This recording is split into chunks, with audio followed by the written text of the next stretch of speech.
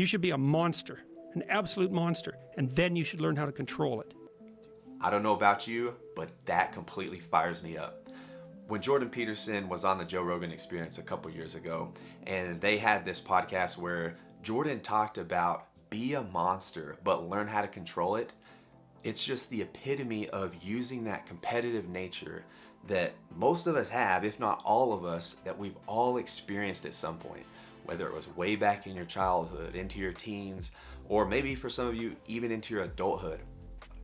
That competitive nature that a lot of people tell you, why are you so serious? Or why are you so competitive? It's you should just dial it back. That stuff is BS. Now, when Jordan talks about this, he really makes a good point. So when he says be a monster, he's not talking about be a jerk to people or just be a complete ass. Use that competitive desire that you've always had and harness it towards something that you believe in. It's something that I know you probably experienced this too, because I've experienced this more times than I can count, and it frustrated me for years until I kind of learned how to better respond or learn how to manage it. So what I mean is, growing up, people used to say, why are you so serious? Why are you so competitive?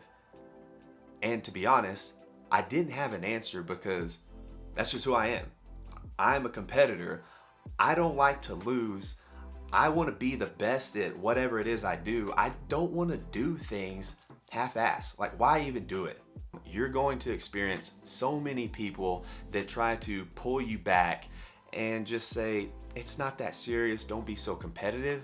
But if that's who you are, that's just how you are as a person, why should you hide that? Why should you lose that edge that helps you go further than most when people decide to quit?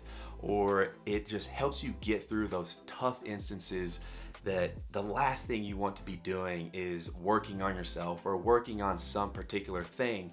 But that competitive nature that you have, that competitive edge, why don't you use that to get through it? So when I hear this, when I hear Jordan Peterson talking about be a monster, but learn how to control it, it's pretty insightful. It's really hits close to home because it's really like your secret weapon as far as really achieving whatever you want to achieve.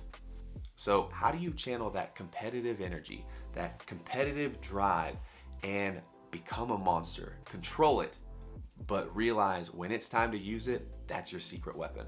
One of the most helpful things that I started doing when I started to learn how to control this competitive nature and use it when I need to use it is looking at life in different categories or different pillars. So you have your family, your relationships, then you have your work and your career, you have other things like health and fitness, and then you have your hobbies and other things like that. Now, of course, there are many different pillars, many different categories for different people, but these are just a few that you can name. So when you look at each of these pillars, these categories, you have to use this energy in a different way in each of them. So for example, when you look at your family and your relationships category, it's not the best thing to do to compete with people amongst your family, to uplift them, to help drive them towards being the best version of themselves. But competing amongst them isn't necessarily the way to channel this energy and use it to the most effective way that you can. So if you have kids, maybe they have homework, and instead of just giving them the answers or giving them the way to work out the equation or something like that, nudge them and then lead them down the path of solving the answer on their own, and just let them express that competitive drive within them.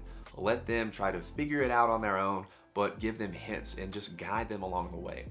At the same time, maybe your significant other is struggling with work or struggling with something outside the home, their career, something, anything like that. A lot of times, some of the best responses you can get is just leading by example. So using your competitive drive and competitive nature to be the best version of yourself, that stuff is gonna show, and it's gonna really resonate with those people around you, especially the closer they are. I mean, just think, why do you really love being around your significant other? They have these qualities that you admire. So if you display these qualities of always working hard and doing what you say you're going to do and pushing through the times that get tough, your significant other is going to see that, and it's going to really inspire them. It's going to motivate them to want to be better. Now, that's your family and relationships category. So if you move on to maybe your work and your career, this is where the real expression of competitiveness can come out, this being a monster. Now, if you think back to what Jordan said, be a monster, but learn how to control it. It's completely perfect for the work and career world. No matter what career you're in, no matter what career path you've chosen, you all have this different position where you know when it's time to perform and you know when it's just regular day-to-day work. Maybe you have to give a big presentation, or maybe you have to do a big sales call. Or maybe you're just preparing the books for the year end, and this is where the bulk of your work is throughout the entire year. It really doesn't matter. You know that there's different positions throughout the year that you're in that you have to perform. This is where you let the monster out. This is where you release the beast.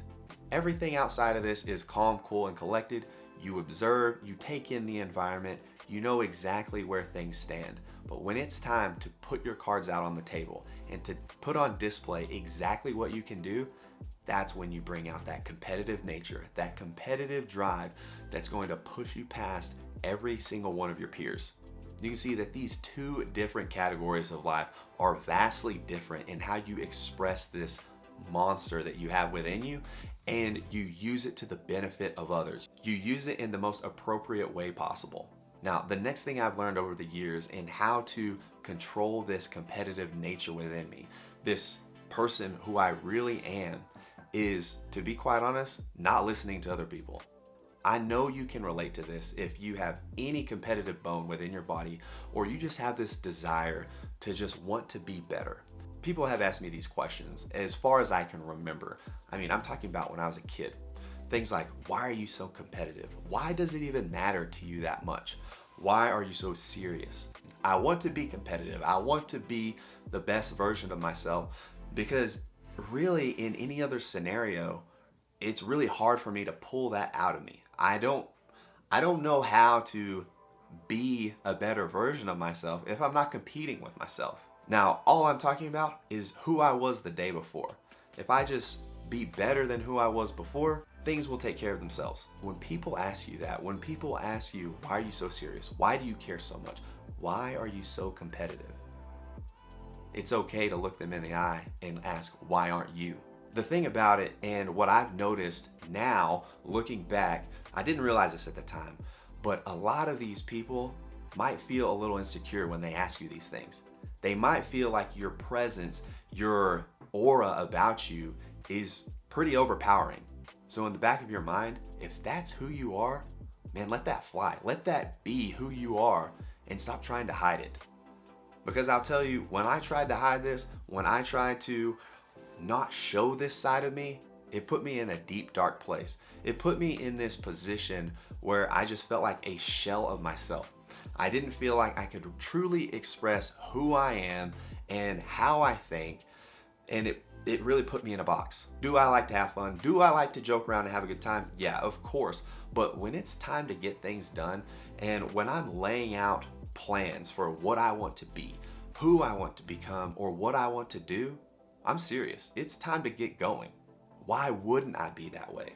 So I invite you, and if that's you, be yourself. Do not let anyone try to pull you back and try to tone down your competitive spirit, your competitive drive, that monster within you. You don't have to be a jerk. In fact, that's probably not what you want to do at all. But if you're a little assertive, if you tell people what you think in a constructive way, it's not always a bad thing.